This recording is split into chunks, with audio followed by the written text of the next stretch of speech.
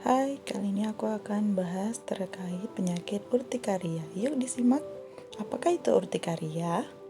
Urtikaria adalah kelainan pada kulit berupa bentol berwarna merah sebagai reaksi pembuluh darah terhadap berbagai sebab. Nah, dalam istilah medisnya dikenal dengan biduran. Urtikaria atau biduran awalnya ditandai dengan bentol-bentol merah yang muncul pada satu bagian tubuh, kemudian menyebar. Bentuk dan ukurannya pun bervariasi. Ruam pada urtikaria biasanya sangat gatal dan bisa disertai perih. Keluhan ini dapat berlangsung berjam-jam dan berangsur hilang dalam beberapa hari. Kemudian jenis urtikaria berdasarkan durasinya, urtikaria dikelompokkan menjadi dua.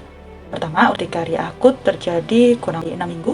Kemudian yang kedua itu urtikaria kronis terjadi lebih dari 6 minggu. Penyebab urtikaria berkaitan dengan histamin dan sel-sel mediator lain yang dilepaskan ke kulit. Ini berhubungan dengan imunoglobulin E dan non-imunoglobulin E.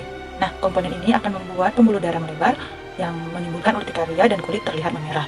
Sebagian besar penyebab urtikaria masih idiopatik atau tidak diketahui. Penyebab lain adalah faktor fisik seperti respon imun terhadap makanan, obat, dan agen infeksi.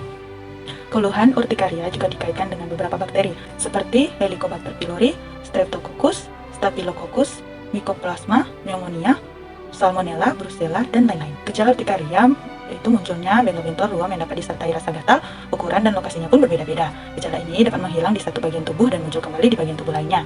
Faktor risiko pada urtikaria terdapat beberapa faktor, yaitu makanan seperti kacang-kacangan, telur, atau makanan ikan laut, kemudian alergen yang terhirup seperti sabuk sari atau tungau, dan ada juga infeksi seperti sinusitis, tonsilitis, hepatitis, kemudian infeksi saluran kemih, dan kontak seperti lateks, kosmetik, dan ada juga penyakit sistemiknya.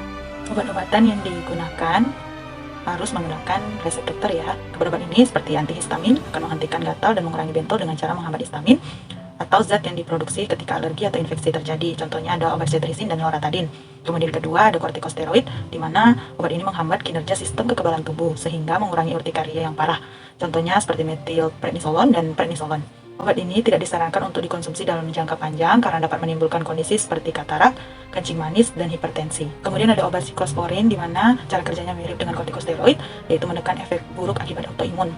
Kemudian ada obat omalizumab, di mana obat ini digunakan pada urtikaria kronis dengan cara mengurangi sel antibodi tertentu yang berperan pada urtikaria.